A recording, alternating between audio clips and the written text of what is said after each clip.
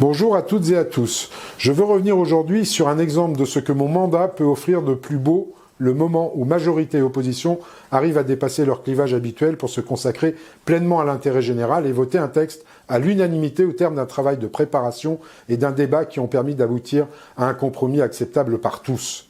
Le texte en question a été proposé par le député Julien Dive dans le cadre de la niche du groupe Les Républicains. Son objectif était simple, permettre aux agriculteurs de bénéficier d'un système de calcul de leur retraite identique à celui dont bénéficient aujourd'hui les salariés du secteur privé, à savoir le calcul de leur retraite sur la base des 25 meilleures années. Ça peut en effet paraître incompréhensible, mais jusqu'à présent, la retraite des agriculteurs est calculée sur la base de l'ensemble de leur carrière. Il s'agit donc de réparer cette injustice pour permettre non seulement de valoriser à leur juste valeur celles et ceux qui nous nourrissent, mais aussi de rendre le métier plus attractif. Cette question d'attractivité est en effet un enjeu majeur, puisque nous savons que la moitié des agriculteurs actuels partiront à la retraite d'ici 2030.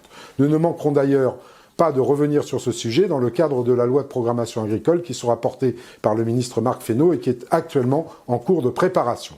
Au final, tous les groupes de l'Assemblée ont choisi de voter ce texte, lui-même soutenu par le gouvernement, au terme d'un travail de co-construction mené efficacement entre le rapporteur, Julien Dive, et le ministre Olivier Dussopt. Résultat, à partir de 2026, nos agriculteurs pourront bénéficier d'une retraite plus juste et plus respectueuse du travail, souvent difficile, qu'ils ont mené tout au long de leur vie. Je m'en félicite. Voir des députés communistes ou LFI mettre de côté leurs allégeances pour voter un texte Les Républicains soutenu par le gouvernement est tout à l'honneur de notre Assemblée, si seulement cela pouvait arriver plus souvent.